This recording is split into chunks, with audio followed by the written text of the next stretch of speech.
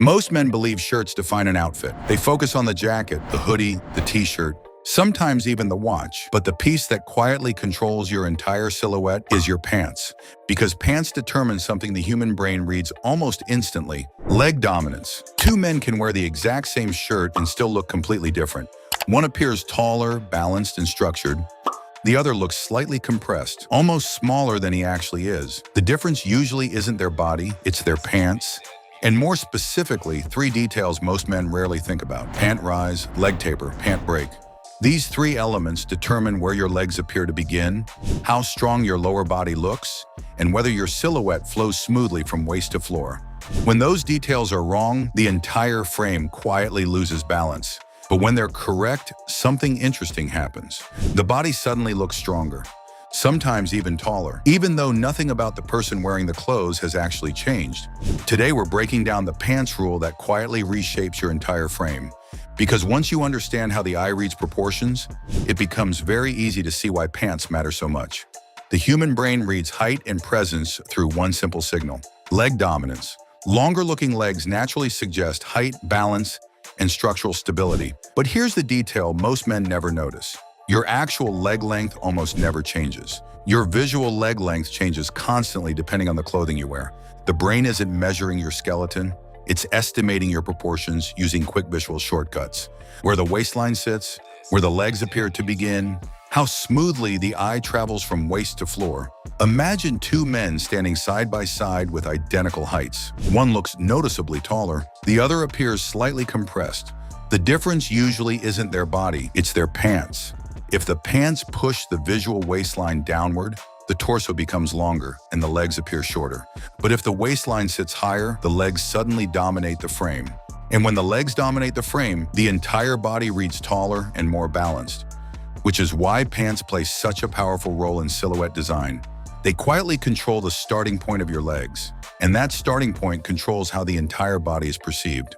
The first and most common mistake begins with something most men rarely think about: pant rise. Pant rise determines how high or low the waistline sits on your body.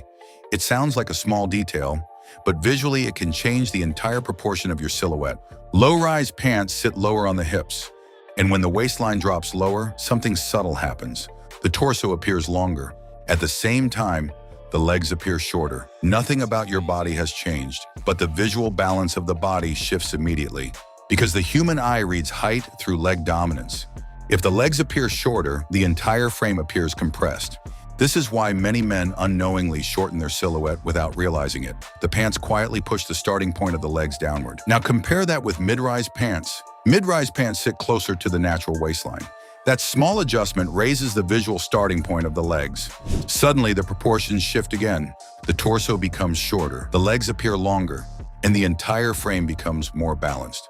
For many men, that single adjustment can make them appear noticeably taller. But most casual pants today, especially jeans, are designed to sit lower on the hips, and men often wear them even lower than intended. Without realizing it, they shorten their entire frame. The simple rule is this: your legs start where your waistline appears. If the waistline drops, the legs shrink visually. If the waistline rises, the legs gain dominance.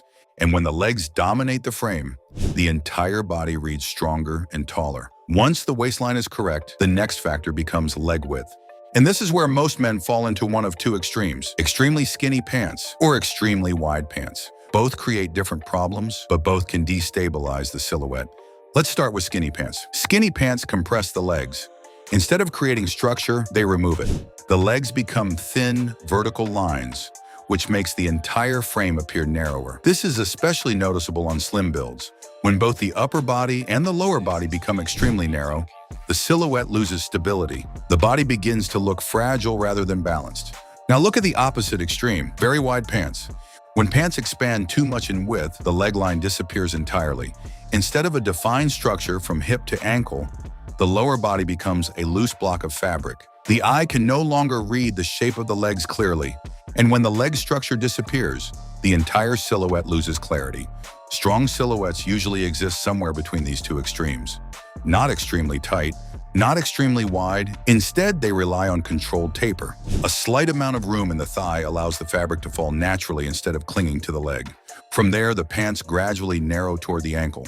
This creates a clean leg line that still feels structured and balanced.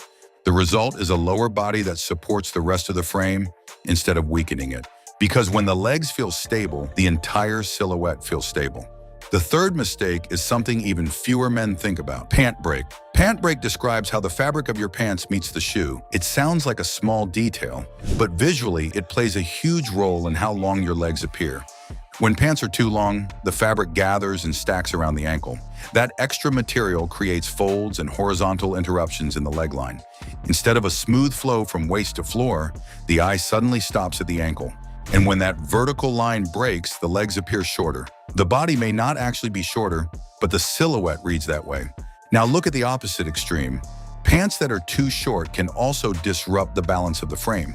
When too much ankle is exposed, the visual transition from pant to shoe becomes abrupt. The silhouette feels cut rather than continuous. The ideal balance usually sits between these two extremes: a clean break or slight break. This means the fabric lightly touches the top of the shoe without heavy stacking.